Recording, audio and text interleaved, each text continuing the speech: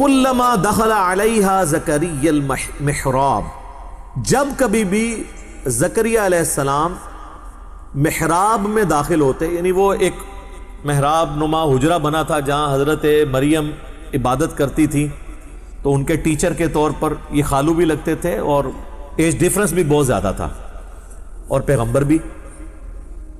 جب کبھی وہ داخل ہوتے محراب میں، وجد عندہا رزقا، تو وہاں پہ وہ رزق پاتے۔ اللہ اکبر۔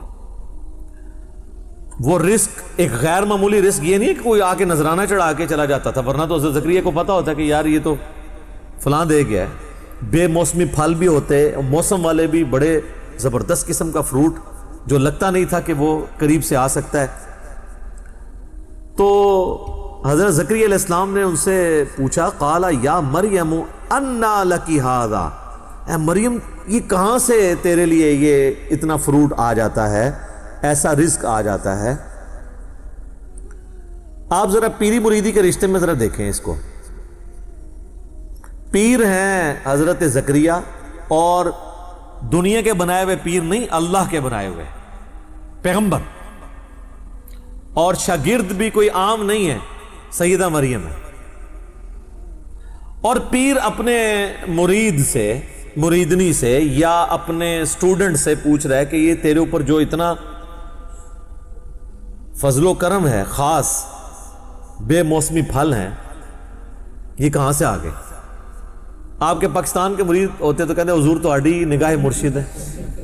ہاں، کیونکہ یہ تصوف کی لائن میں اللہ کا نام یوز ہوتا ہے، باقی فنا فی شیخ میں ہی ختم ہو جاتا ہے بندہ، فنا فی اللہ تک نہیں پہنچتا۔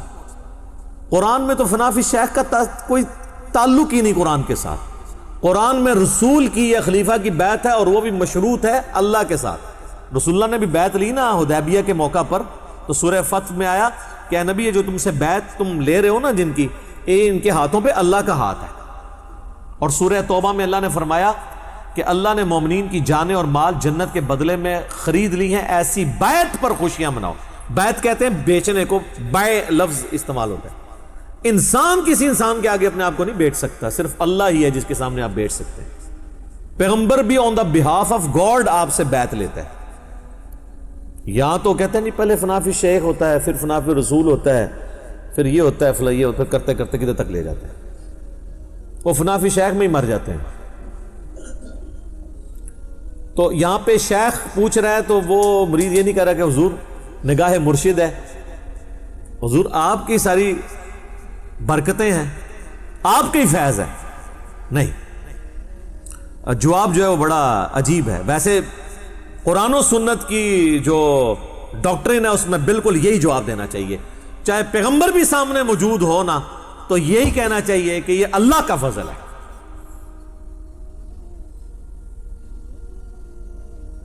قالت ہوا من عند اللہ، وہ کہنے لگی اللہ کی طرف سے۔ اللہ اکبر۔ ان اللہ یرزق من یشاء بغیر حساب، بے شک اللہ جسے چاہتا ہے بغیر حساب و کتاب کے رزق عطا فرما دیتا ہے۔ اب یہاں تو ہونا چاہیے تھا بھی تجھے بات کرنے کی تمیز نہیں ہے، میں نہیں اللہ کو مانتا، تو مجھے بتا رہی ہے کہ اللہ کی طرف سے، اللہ کی طرف ہی آتا ہے سارا کچھ، اللہ ہی کرتا ہے، پر کوئی ساڈا بھی وچ نظر ہے نا، فیض ہے نا، ساڈے ہی صدقے تسی کھا رہے ہو نا، صدقے صدقے سب انڈیا پاکستان بنگلہ دیش دی بیماریاں نے۔ قرآن میں یہ چیز نہیں ہے، قرآن بالکل واضح ہے اپنے عقائد اور نظریات کے اندر۔ اور نبی علیہ السلام کی اگر زندگی آپ دیکھیں تو وہ تو آپ کو اس معاملے میں بہت سینسٹیوٹی کا لیول نظر آئے گا۔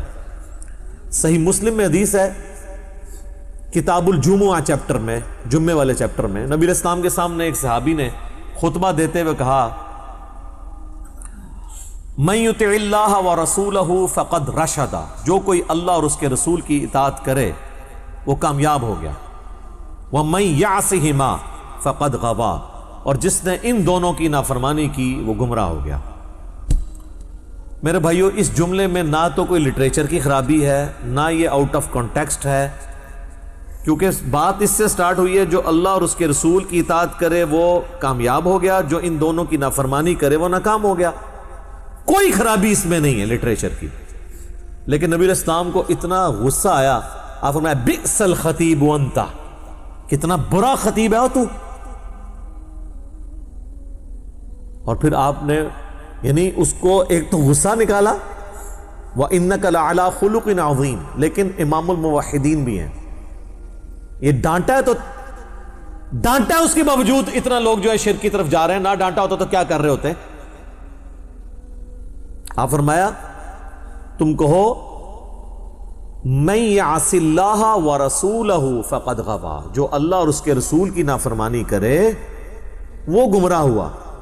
تم نے یہ کیوں کہا کہ ان دونوں کی کرے؟ وہ آگے سے کہہ سکتا تھا یا رسول اللہ میں نے کوئی آپ کو اللہ مان کے تو نہیں کیا، میں آپ کو اللہ کا بندہ ہی سمجھتا ہوں، آپ کو میں غیر مستقل بالذات سمجھتا ہوں، عطائی ہے وہی کہانیاں جو تمہیں کرائی جاتی ہیں جو اسی بھی کرا دے رہے ہیں اپنے کسی زمانے میں۔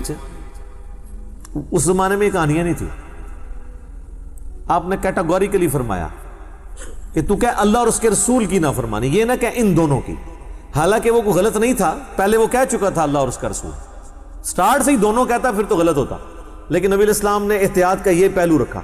اور ابو داؤد میں اس کا ایک طریقہ ہے، اس میں آگے الفاظ ہیں، آپ نے فرمایا قم اذهب، اٹھ اور ادھر سے نکل، اتنا غصہ۔ حالانکہ آپ کے اخلاقیات اس چیز کے متقاضی تھے کہ آپ اس طریقے سے ایٹیچیوڈ نہ کرتے، لیکن توحید کا مسئلہ سینسٹیو ہے، آپ ذرا سے بھی ڈھیلے پڑتے نا امت نے کام چک کے رکھنا سی، وہ اتنا چکے ہے۔ صحیح بخاری میں حدیث ہے، دیکھنا میری شان کو اس طرح بلند نہ کرنا جس طرح نصارہ نے عیسیٰ ابن مریم کو بڑھا کے ڈیونٹی میں کلیم کر دیا، پھر بھی قوم باز نہیں آتی، کیا زمین و آسمان کی کلابیں ملاتی ہے۔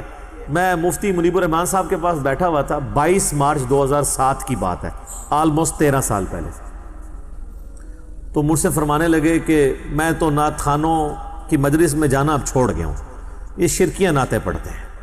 میں حیران ہو گیا، جی مفتی منیب صاحب کہہ رہے ہیں شرکیاں پڑھتے ہیں، وہ کیڑا اتنا وڈا شرک ہے، ایڈا موٹا گاڑا شرک جڑا مفتی صاحب کو نظر آ رہا ہے۔ تو کہتے ہیں یہ دیکھو نا، یہ پڑھتے ہیں خدا کا پکڑا چھڑائے محمد، محمد کا پکڑا چھڑا کوئی نہیں سکتا، تو ان کو شرم نہیں آتی ہے؟ یہ شان الوہیت اور شان رسالت کا مقابلہ کرواتے ہیں، الفاظ دیکھیں، یہ کیا رسول اللہ یہ بات سن سکتے ہیں کہ خدا کا پکڑا چھڑائے محمد، محمد کا پکڑا چھڑا کوئی نہیں سکتا؟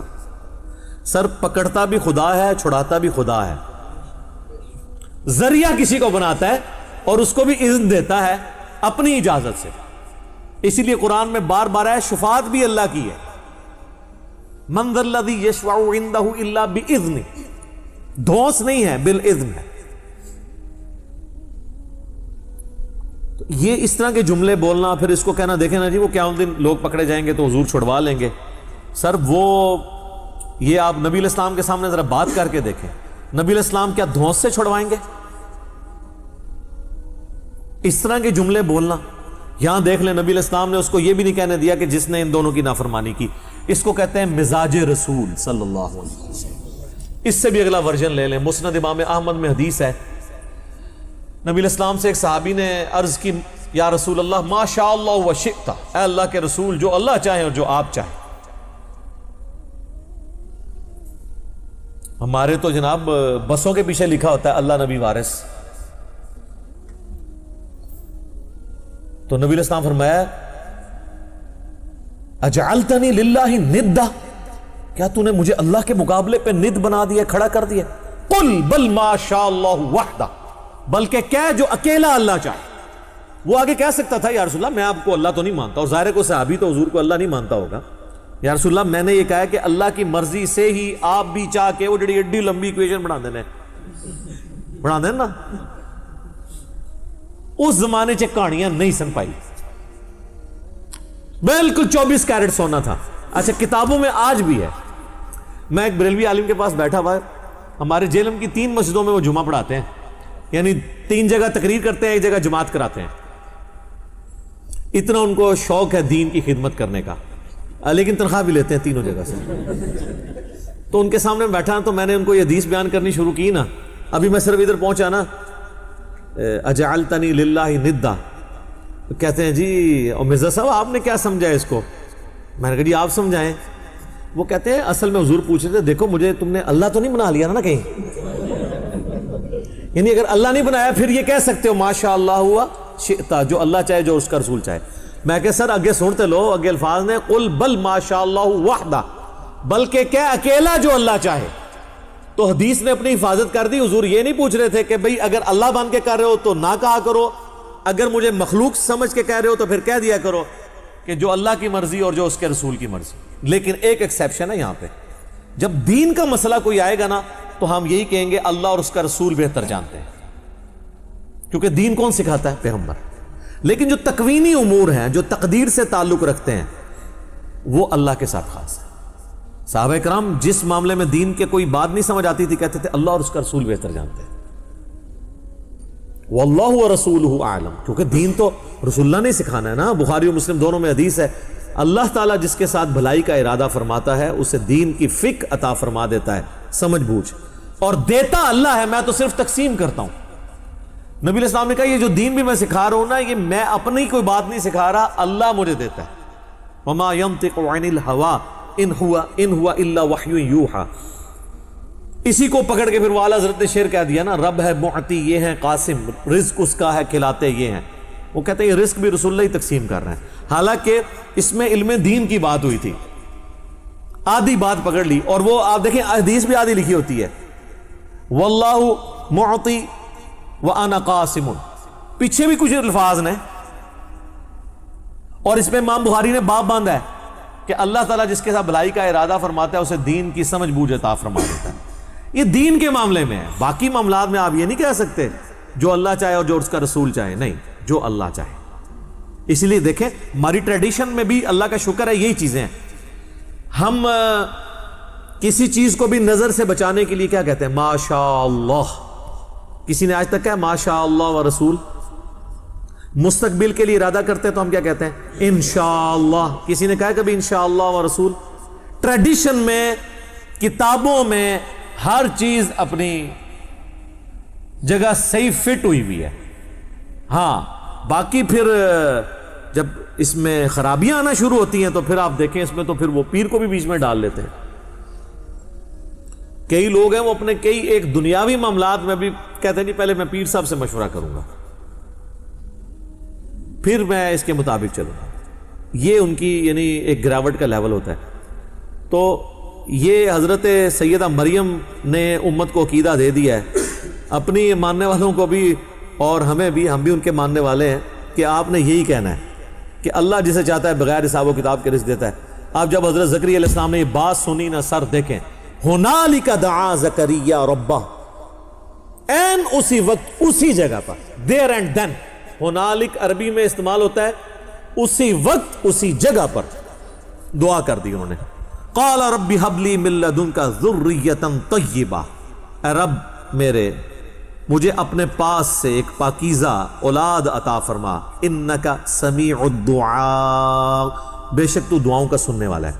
سورہ مریم میں تو ڈیٹیل ہے کہ وہ پوری تمہید بناتے ہیں کہ مجھے ایک اولاد چاہیے جو اولاد یعقوب کی وارث بنے، یعنی بنی اسرائیل کی. اور یہ جو میں ہیکل سلمانی کی دیکھ بھال کر رہا ہوں تو مجھے بھی ایک اپنا ایک گدی نشین آپ سمجھ لیں، خانقاہ نشین، یہ لیکن اللہ کی خانقاہ، جس کے لیے ہم خانقاہ کا لفظ اپنی امت میں دار ارکم، ہم اس اکیڈمی کو دار ارکم کہتے ہیں، کیونکہ نبی علیہ السلام کو جب یہ لوگ کون جن کی اولادیں آج دین کا کام نہیں ہمیں کرنے دیتی، ان کے باوجداد جب کھلے عام دعوت و تبلیغ نہیں کرنے دیتے تھے تو نبی علیہ السلام دار ارکم میں بیٹھ کے تو لوگوں کو دین سکھایا کرتے.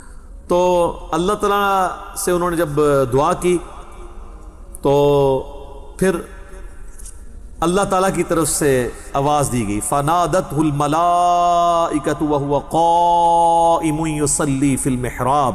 نماز پڑھ رہے تھے حضرت زکریا علیہ السلام محراب میں کھڑے ہو کر، تو فرشتے کی طرف سے ندا آئی کہ دعا قبول ہوئی ہے اور اس کے اوپر بشارت آ رہی ہے. اچھا یہ دعا بھی یاد رکھیں، جس کے ہاں اولاد نہیں اور خصوصاً اولاد نرینہ نہیں ہے تو یہ دعا بڑی کارگر ہے. اور دوسرا یہ کہ بالکل مایوسی کے آخری لیول پہ بھی پہنچے ہوں تو اللہ تعالیٰ کے ساتھ دعا والا معاملہ کبھی بھی نہیں توڑنا چاہیے. اور حضرت زکریا علیہ السلام کو یہ بات کلک کر گئی کہ وہ اللہ جو بغیر موسمی پھل مریم کو دے سکتا ہے تو مجھے اس بڑھاپے کے اندر اولاد بھی دے سکتا ہے. یہ انہوں نے اجتہاد کیا. اس طرح کا اجتہاد کیا کریں, بالکل الٹ اجتہاد نہ کر لیں. ان اللہ یبشرک بیحییٰ مصدقا بکلمۃ من اللہ, بے شک اللہ تعالیٰ آپ کو خوشخبری دیتا ہے ایک بچے کی جس کا نام یحییٰ ہوگا. اور سورہ مریم میں آتا ہے اس نام کا پہلے کوئی بچہ نہیں تھا, اللہ نے خود نام رکھ دیا. تصدیق کرنے والا ایک اللہ کے خاص کلمے کی. ابھی حضرت زکریا کو بھی نہیں پتا کہ یہ کلمہ کون ہوگا, عیسیٰ ابن مریم, کیونکہ وہ تو پیدا نہیں ہوئے. تو کہا کہ تیرا وہ بچہ پیدا ہونے والا ہے جو اپنے وقت کے سب سے عظیم الشان انسان اور انسانی تاریخ میں ایک بہت بڑے پیغمبر کی تصدیق کرنے والا پیغمبر ہوگا, حضرت عیسیٰ علیہ السلام کی. من اللہ, اللہ کی طرف سے جو کلمہ ہوگا. وَسَيِّدًا وَحَصُورًا وَنَبِيًّا مِّنَ الصَّالِحِينَ, اور وہ سردار ہوگا اور عورتوں سے ہمیشہ بچنے والا اور انبیاء میں سے اور صالحین میں سے ہوگا. ساری کوالٹیز اللہ تعالیٰ نے گنوا دی ہیں. عورتوں سے بچنے والا, بعض لوگ اس کو یہ سمجھے کہ شاید وہ کوئی نعوذ باللہ ان میں کوئی مردانہ صفات نہیں تھی. ایسا نہیں ہے, یعنی ان کی ایک کوالٹی تھی کہ وہ دنیا سے بہت زہد کی زندگی تھی ان کی. یقین کریں حضرت زکریا علیہ السلام کے اس بیٹے یحییٰ بن زکریا کے اگر آپ واقعات پڑھیں تو انسان پریشان ہو جاتا ہے کہ اتنی چھوٹی عمر میں ان کو اللہ نے کیا دنائی, کیا زہد دیا تھا. پچھلی دفعہ ہماری گفتگو یہاں پر کنکلوڈ ہوئی تھی کہ سیدہ مریم سلام اللہ علیہا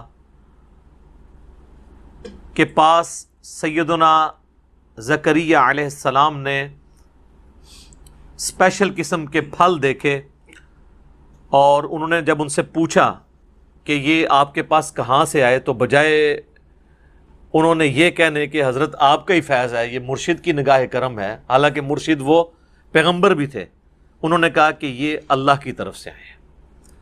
تو وہاں پر حضرت زکریا علیہ السلام کو ایک بات کلک کی کہ اگر اللہ تعالیٰ سیدہ مریم کو بغیر موسم والے پھل دے سکتا ہے تو مجھے بھی اس بڑھاپے کے اندر اولاد یعقوب کا وارث عطا فرما سکتا ہے, جو میرے بعد ہیکل سلیمانی کی خدمت کرے, اس خانقاہ کو چلائے جو خالصتاً توحید کے لیے قائم کی گئی تھی. یہ کوئی صوفیاء والی خانقاہ نہیں تھی بلکہ دعوت توحید والی خانقاہ. اس کی ڈیٹیلز سورہ مریم میں آتی ہیں.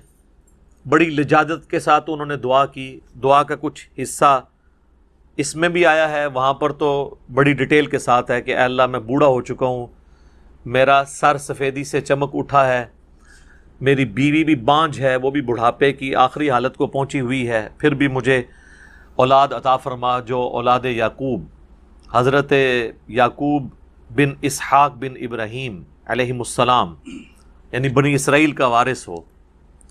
تو اللہ تعالیٰ نے انہیں ایک بیٹے کی خوشخبری دی, اور پچھلی دفعہ آیا تھا کہ اس بیٹے کا نام اللہ تعالیٰ نے خود یحییٰ رکھ دیا, اور یہ بھی بتا دیا کہ یہ بیٹا اللہ کا خاص کلمہ ایک آنے والا ہے دنیا میں, یعنی عیسیٰ ابن مریم علیہ السلام, ان کی تصدیق کرنے والے ہوں گے, اور یہ سردار ہوں گے سیدنا یحییٰ, اور عورتوں سے بچنے والے.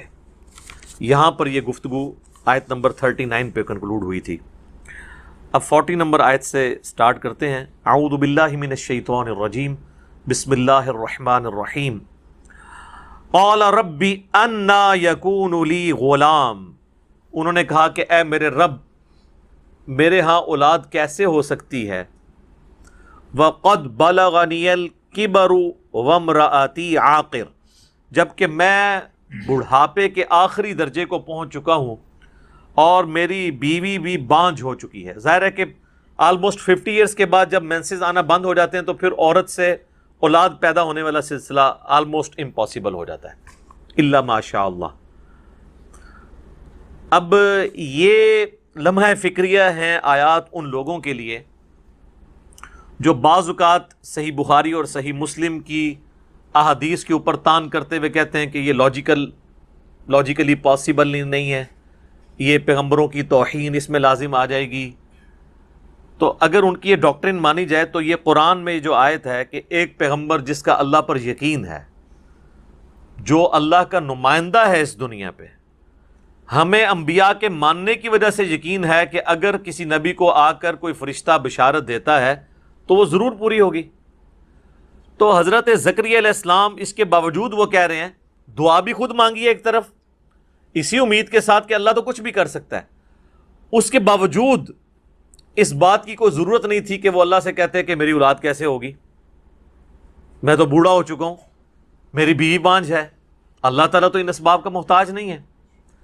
لیکن یہ چیز شو کرتی ہے کہ انبیاء بھی بیسیکلی انسان ہوتے ہیں اور انسان کے ساتھ چیزیں جڑی ہوئی ہوتی ہیں، وہ بظاہر کوئی اسباب کو بھی اس اعتبار سے دیکھ رہا ہوتا ہے۔ اور اس حوالے سے میں نے پچھلی دفعہ بھی ڈسکس کیا تھا کہ نبی صلی اللہ علیہ وآلہ وسلم بھی ظاہری اسباب کو لے کر چلتے تھے۔ غزوہ خندق کے موقع پر آپ نے صرف اللہ پر توکل نہیں کیا بلکہ مشورے کے ساتھ خندق کھودی ہے۔ غزوہ بدر کے موقع پر صحابہ کرام کے مشورے کے ساتھ آپ کے خیمے کو ایک خاص جگہ شفٹ کیا گیا تاکہ دشمن کے حملے سے بچایا جا سکے۔ اسی طریقے سے طائف سے واپسی پر مطعم بن عدی کی پناہ نبی علیہ السلام نے حاصل کی دوبارہ مکے میں آنے کے لیے، کیونکہ خطرہ تھا آپ کی جان کو۔ اس قسم کے کئی واقعات ہیں۔ بہرحال بزرگوں کے بارے میں جو یہ لوگ کلیم کرتے ہیں کہ وہ تو ایک نگاہ مار کے یہ سے وہ کر دیتے ہیں، تو وہ کچھ بھی نہیں کرتے، اس لیے اتنا کچھ کر لیتے ہیں، کیونکہ سٹوری میں لکھنا ہوتا ہے نا، جو مرضی لکھیں آپ۔ تو یہاں پر جب انہوں نے یہ عرض کی تو اللہ تعالیٰ نے فرمایا قَالَ كَذَلِكَ اللَّهُ يَفْعَلُ مَا يَشَاءُ، انہوں نے کہا اللہ تعالیٰ اسی طرح کرتا ہے جیسا کہ وہ چاہتا ہے۔ اللہ تعالیٰ کے لیے کوئی مشکل نہیں ہے، اب اس نے فیصلہ کر دیا ہے کہ تمہیں اولاد دینی ہے۔ قَالَ رَبِّ اجْعَل لِّي آیَةً، تو انہوں نے کہا کہ اے اللہ اب سسپینس تو ہے نا، ظاہر ہے اب کیسے ہوگی، کیا سلسلہ ہوگا، تو انہوں نے کہا میرے لیے کوئی ایسی نشانی مقرر کر دے کہ میں یعنی وہ ٹی ناٹ سٹارٹ کر دوں وہاں سے، کہ یہاں سے اب یہ سب کچھ آثار نظر آنا شروع ہو گئے۔ قَالَ آیَتُكَ أَلَّا تُكَلِّمَ النَّاسَ ثَلَاثَةَ أَيَّامٍ إِلَّا رَمْزًا، تو اللہ تعالیٰ نے فرمایا کہ نشانی اس کی یہ ہوگی کہ تم پہ 3 دن ایسے گزریں گے کہ تمہاری زبان سے تم کلام نہیں کر سکو گے، یعنی زبان بند ہو جائے گی، صرف اشارے سے گفتگو کرو گے۔ تو جب یہ ہو جائے تو سمجھو کہ یہ ٹی ناٹ سٹارٹ ہو گیا یہاں سے۔ وَاذْكُرْ رَبَّكَ كَثِيرًا وَسَبِّحْ بِالْعَشِيِّ وَالْإِبْكَارِ، اور اپنے پروردگار کو بہت یاد کرو اور اس کی پاکی بیان کرو، شام کے وقت بھی صبح کے وقت بھی۔ یعنی جب اس طرح کی کنڈیشن طاری ہوگی تو ظاہر ہے پھر اللہ تعالیٰ ایک بہت بڑا اپنی قدرت کا فیصلہ کرنے والا ہے، اس کی ایگزیکیوشن ہونے والی ہے، تو اب تم نے اللہ کی طرف متوجہ ہونا ہے، صبح و شام اللہ کی پاکی بیان کرنی ہے۔ سبحان اللہ وبحمدہ سبحان اللہ العظیم۔ صحیح مسلم میں حدیث ہے کہ نبی علیہ السلام نماز کے دوران بھی جب کبھی کوئی ایسی آیات آتی جن میں اللہ کی پاکی بیان کرنے کا ذکر آتا تو اللہ کی حمد بیان کرتے، جہاں کہیں پر جنت کی آیات آتی تو اللہ تعالیٰ سے جنت کا سوال کرتے، جہاں پر جہنم کی آیات آتی تو اللہ تعالیٰ سے جہنم کے اگینسٹ پناہ مانگا کرتے تھے۔ یہ سنت ہے، اور یہ ان چند سنتوں میں سے ہیں جو آلموسٹ اٹھ چکی ہیں امت میں سے۔ ہونا تو یہی چاہیے کہ جب بھی قرآن میں جہری نمازوں میں قرات کی جائے تو یہ سب کچھ کیا جائے، لیکن ایون آپ دیکھیں گے کہ تراویح کی نماز میں بھی بہت کم ہی ایسا ہوگا کہ کوئی اس سنت پہ عمل کرتا ہو۔ وہاں پر تو یہ فکر پڑی ہوتی ہے کہ جلد از جلد تراویح کو ختم کیا جائے، اور پھر وہ تو پھر تیزی تو اس چیز کی متحمل نہیں ہوتی ہے کہ آپ پھر ساتھ دعائیں اور اذکار بھی کریں۔ سرکار مدینہ میں کب ہم کو بلائیں گے، سرکار مدینہ میں کب ہم کو بلائیں گے، کب روضہ اقدس کے جلوے وہ دکھائیں گے،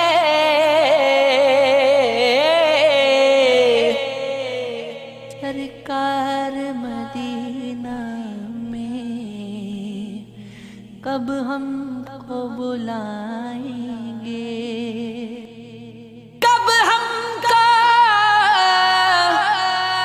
چھڑائیں گے دنیا کی محبت سے، کب اپنی محبت کا ایک جام پلائیں گے، کب اپنی محبت کا